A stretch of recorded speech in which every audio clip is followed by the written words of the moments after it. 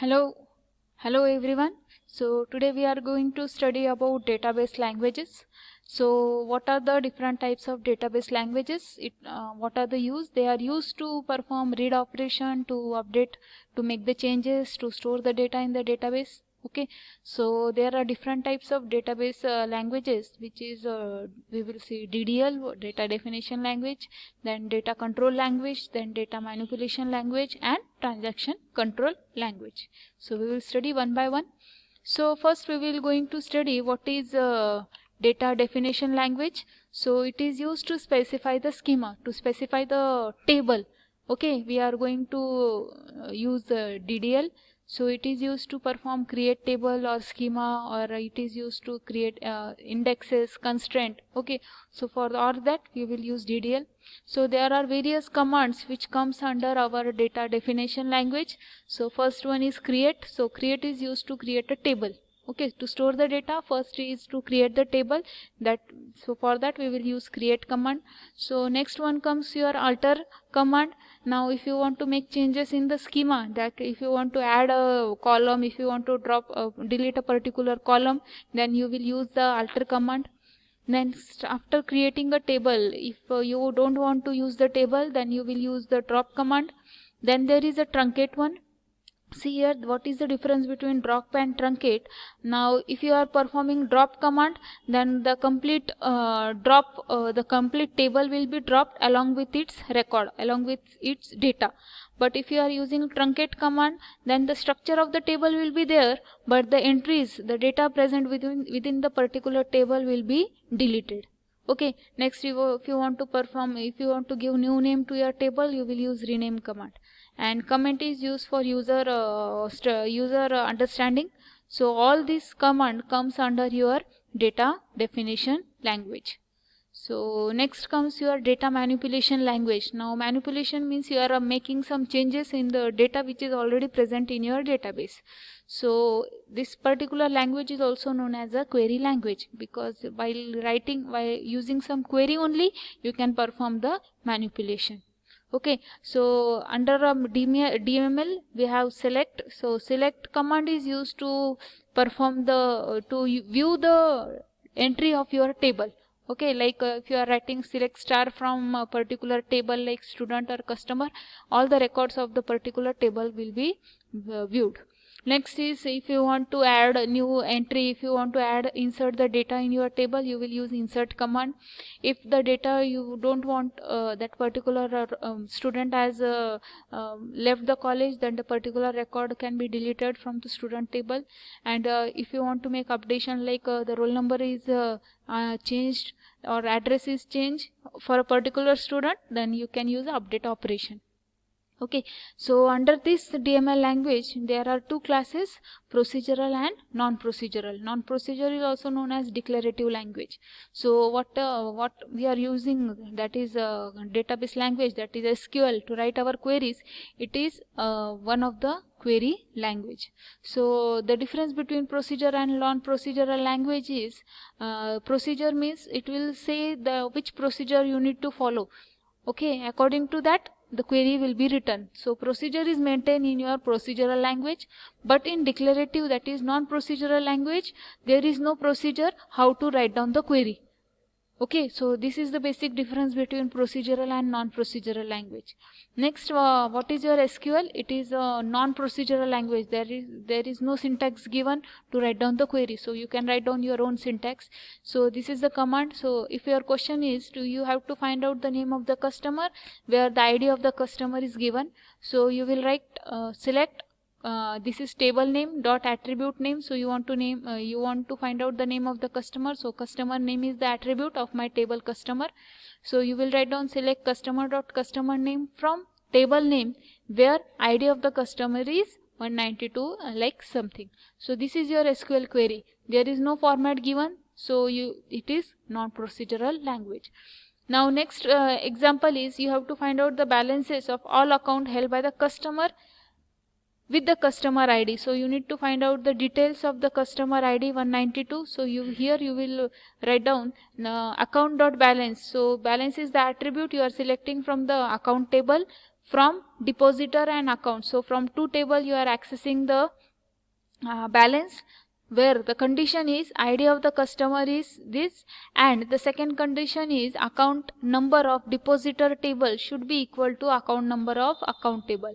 So based on these two condition, your result will be fetched from your database. So this is the way you will write down the SQL statement, the SQL query.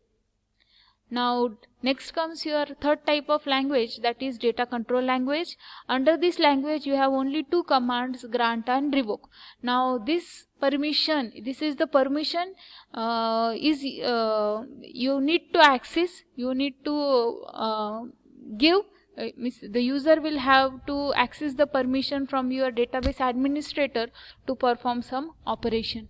Okay, so if you want to perform some operation, see, all the operation is not given to the user. So for some operation you need to grant the permission.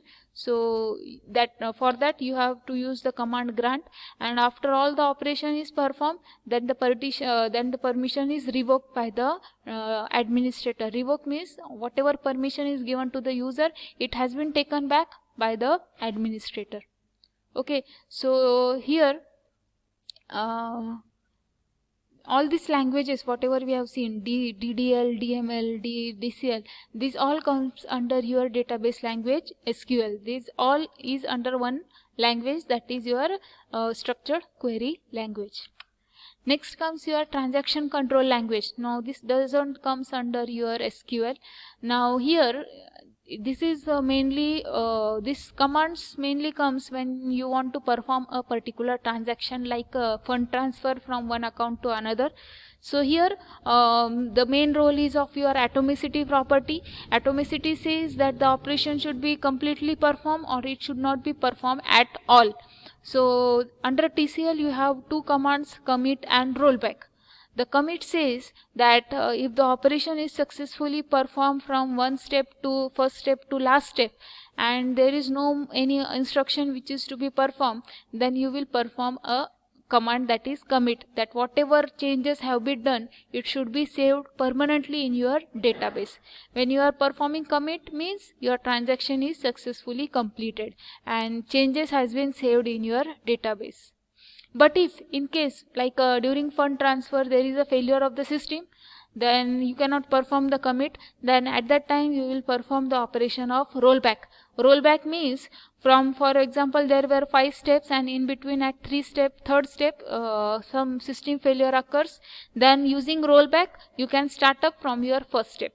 So these two steps are related to your transaction control language, commit and rollback. Now next comes your database design, how the design of your database is performed. Now it is a collection of processes that facilitate the designing, development, implementation and maintenance of your complete database system. Now the design of the database is easy to maintain, it should improve consistency and it should be cost effective. If you are preparing or designing a database, all the properties should be maintained. The database designer will decide how the data element should be correlated with each other. The main objective of your database design is to produce logical and physical design model. Okay, so why the database design is important? See here, it helps to produce the database system. Then whatever requirement of the user is there, it should be properly performed, it should be properly meet the requirement of the user. Then the particular database should be of high performance. So this is the basic requirement of your database design. Before designing your database, what are the steps which is to be followed? Now what is the cycle, how the database development start from starting to end? So there are 3 phases in your database development life cycle. First one is requirement analysis, another one is database design, and last one is your implementation. See here, requirement analysis, it itself says it is related to your requirement, gathering the information that is collection of the all information. So if you are starting how the student table is there, so before starting creating the database for your student, what information is required? So what information you will require for the student, that is name, whatever data which is related to the student, that is you will gather the information. So this comes under your requirement analysis. Next is designing the database. So what how the table should look like, what will be the attributes of the table, that is there in your database design. And last one is the implementation. Implementation means once the database is created, you will performing the loading or data conversion or the testing phase. If there is any error, it should be recovered. See, our first phase is requirement analysis. It has two steps, that is planning stage. We will plan how the cycle should be performed, that is gathering of the information. And next our system definition. Here you will write down the scopes, that is what will be the scope, what will be the boundaries, what will be the how the data should be there, how it should be how we will correlate the data, that we will decide in our system definition. Next comes our database designing. We have already seen the main two models, that is logical model and physical model. In logical model, we will start developing the structure of our table. Okay, so it is the mainly the design is related is drawn on the table, like a blueprint of any building. Okay, and in physical model we will start implementing the particular whatever design we have developed in logical model, we will start developing it in a physical model. So in database designing we have logical and physical model. And in implementation, the first step is data conversion and loading. So data conversion means if the data is not there according to the user, so if he wants the data to be in float format instead of integer, you will perform the data conversion. And loading means your whatever data is converted, you will store it in your database system. Okay, and next comes your testing phase. So before after storing the data in your database, if there is any error, okay, you can perform it using some testing, that is identification of error into your new system. So these are the three phases in your database lifecycle model: requirement gathering, then second one was database designing, and the last one is implementation. Okay, so before creating the database, all these three phases should be properly we should take care of all these three phases, starting from your gathering of the information, then how you will store this information, how you will perform their how the data should be properly maintained, how it should be stored in which data, then this will be related to your first phase. And once the data is collected, then you will think how the data should be there, means there is a lot of data is there, but a particular table need only specific data. So you will design the schema for your database, that is the structure of the table. Once your structure is ready, then you will start developing, that is physical model, that is you will start storing the data into your structure which is there we have decided in your logical model. And once the data is stored, you will start loading it. Okay, and after the data is loaded into your system, again you will check whether there is any error or not.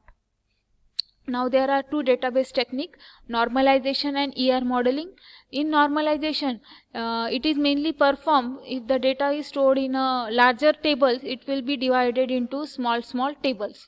Okay, so in normalization we have concept of forms like 1NF, 2NF, 3NF, BSCNF, 4NF and 5NF and 6NF. And in relationship model we have ER modeling, that is the structure of the table is represented in your entity relationship diagram. So for database technique we will use two concepts. Normalization means redundancy is reduced in normalization. Again large table is divided into small table, and using ER modeling you can start representing your database into you can start representing data in a diagrammatical format. In a graphical approach, the database design can be represented. Thank you.